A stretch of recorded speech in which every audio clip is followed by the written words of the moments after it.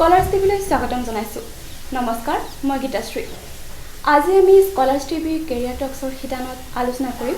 Pharmacy শিক্ষাৰ বিষয়ে। Pharmacy শিক্ষাৰ বিষয়ে আলোচনা কৰিবলৈ আমাৰ সৈতে উপস্থিত আছে Rahman institute of pharmaceutical science and ৰিচাৰ্চৰ অধ্যক্ষ ডক্টৰ হবিবুৰ ৰহমান ছাৰ,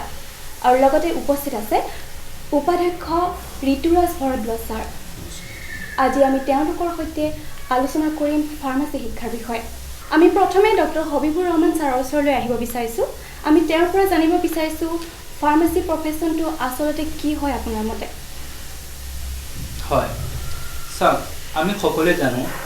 আমাৰ হেল্থ কেয়াৰ চিষ্টেমটো হেল্থ চায়েন্সেছৰ আণ্ডাৰত মেইনলি 4টা ডিচিপ্লিন থাকে।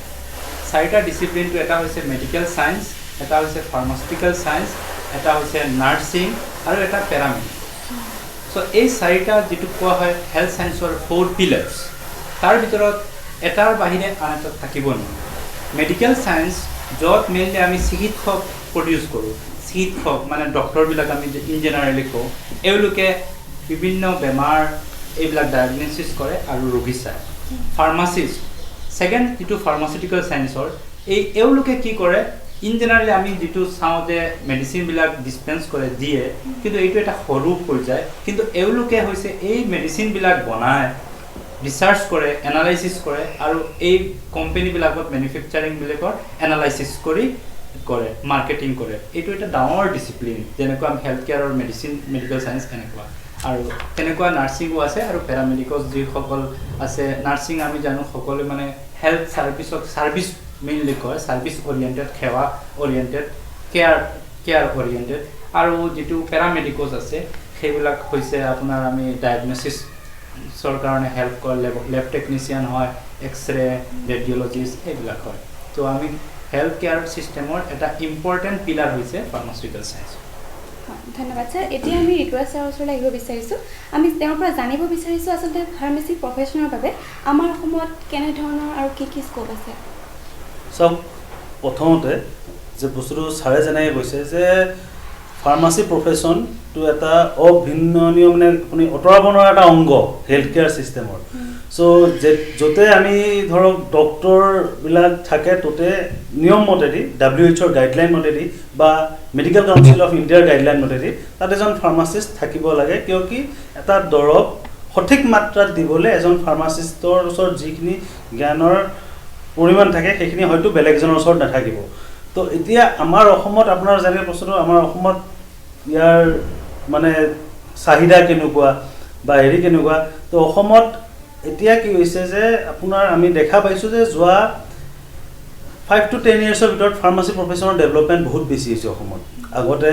যেতিয়া আমি ধৰক শিক্ষা গ্ৰহণ কৰা অৱস্থাত সেইটো সময়ত বেংগলোৰত যায় আমাৰ ইয়াৰ পৰা শিক্ষাৰ্থীবিলাক, বা চাউথৰ ফালে যায় বা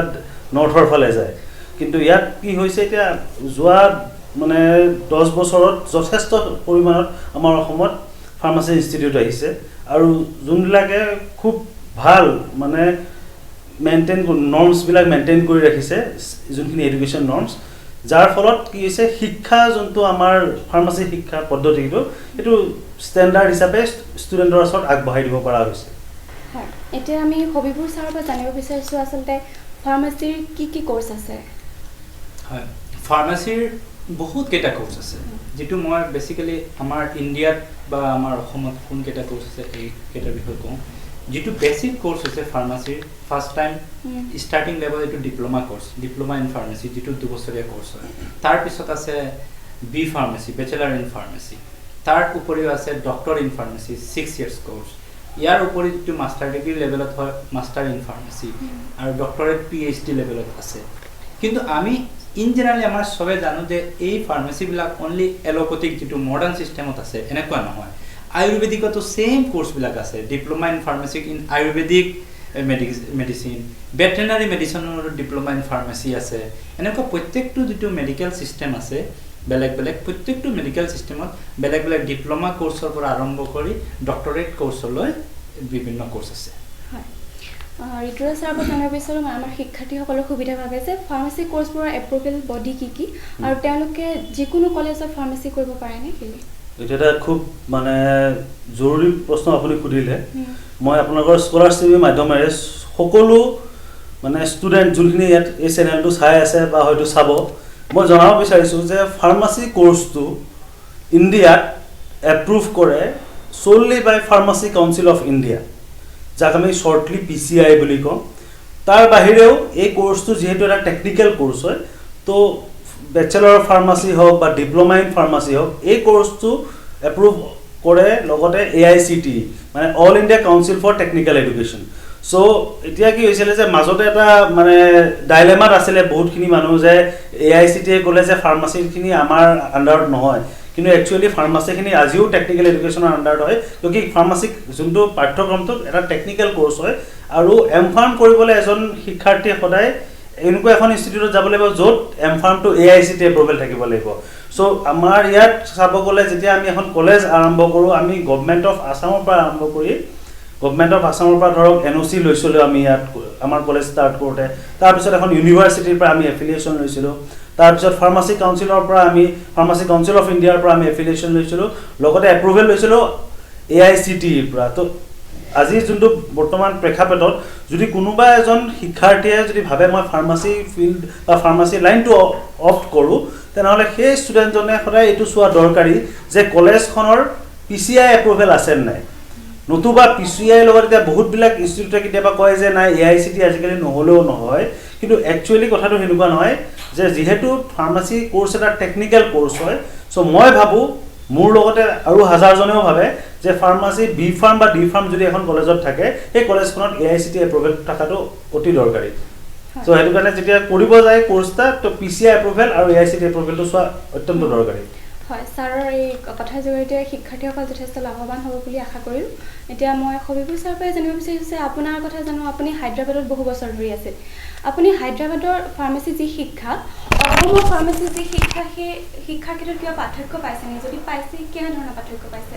চাওক এইটো যে মই হায়দৰাবাদত হয় নিশ্চয় প্ৰায় 10 বছৰ আছিলোঁ 10 ইয়াৰ্ছ চাকৰি কৰিছিলোঁ তো এইটো পাৰ্থক্যটো বস্তু বাই সিলেবাস যেটো দিয়া হয় যেটো আমি কোৰ্স ষ্টাডি কৰোঁ এই কোৰ্সটো অল ওভাৰ ইণ্ডিয়া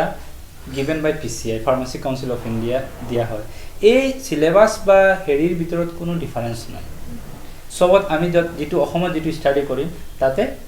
সেম বস্তুখিনি ষ্টাডি কৰিম কিন্তু কিছুমান ইনফ্ৰাষ্ট্ৰাকচাৰ যিবিলাক আমাৰ অসমৰ যিবিলাক ইনষ্টিটিউচনবিলাকৰ ইনফ্ৰাষ্ট্ৰাকচাৰ আৰু তাৰ ইনফ্ৰাষ্ট্ৰাকচাৰৰ ভিতৰত কিছুমান পাৰ্থক্য আছে আৰু সুবিধা ফেচিলিটিজ বিলাকৰ মাজত পাৰ্থক্য আছে আৰু বেলেগ একো কোনো পাৰ্থক্য নাই হয় আন্তঃগাঁথনিৰ পাৰ্থক্য বুলি ক'লে তেওঁ যিহেতু ঋতুৰাজ ছাৰৰ পৰা এইটো জানিব বিচাৰিছে আপোনালোকৰ কলেজত ফাৰ্মাচীৰ কাৰণে কেনেকুৱা ধৰণৰ কোৰ্স আছে কি কি কেনে মানে ছাত্ৰ ছাত্ৰীসকলৰ সুবিধাৰ বাবে আপুনি কওক দৰকাৰ সো আমাৰ Rahman institute of pharmaceutical sciences and ৰিচাৰ্চত বৰ্তমান আমাৰ ওচৰত ডিপ্লোমা ইন ফাৰ্মাচী আৰু বেচেলৰ অফ ফাৰ্মাচী দুটা কোৰ্স ডি ফাৰ্ম আৰু বি ফাৰ্ম দুটা কোৰ্স আছে আৰু ইন ফিউচাৰ আমি ফাৰ্মা ডি লগত এম ফাৰ্ম খোলা এটা প্ৰজেক্ট হাতত লৈ আছোঁ আমাৰ কলেজৰ ষ্ট্ৰেংথ হ'ল বি ফাৰ্মৰ কাৰণে 60টা সিট আৰু ডিপ্লোমাৰ কাৰণে 60টা সিট প্লাছ মই লগতে জনাব পাই সুখী যে আমাৰ যোনখন কলেজ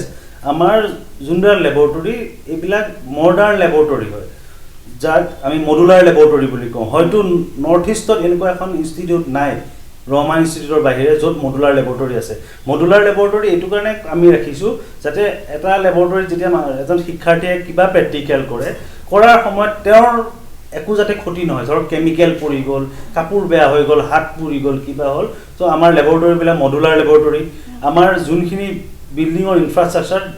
এই গোটেই বিল্ডিঙৰ ইনফ্ৰাষ্ট্ৰাকচাৰটো আমি AICTE নৰ্মছৰ মতেদি আৰু ফাৰ্মাসী কাউন্সিল অফ ইণ্ডিয়াৰ নৰ্মছৰ মতেদি কমপ্লিট কৰি বনাইছোঁ তাৰ লগতো ধৰক যোনখিনি আমাৰ ওলাব শিক্ষাৰ্থী আমি তেওঁলোকৰ প্লেচমেণ্টৰ কাৰণেও যথেষ্টখিনি পদক্ষেপ এতিয়াৰ পৰাই লৈ আছোঁ হয়তো আমাৰ 100% প্লেচমেণ্ট হ'ব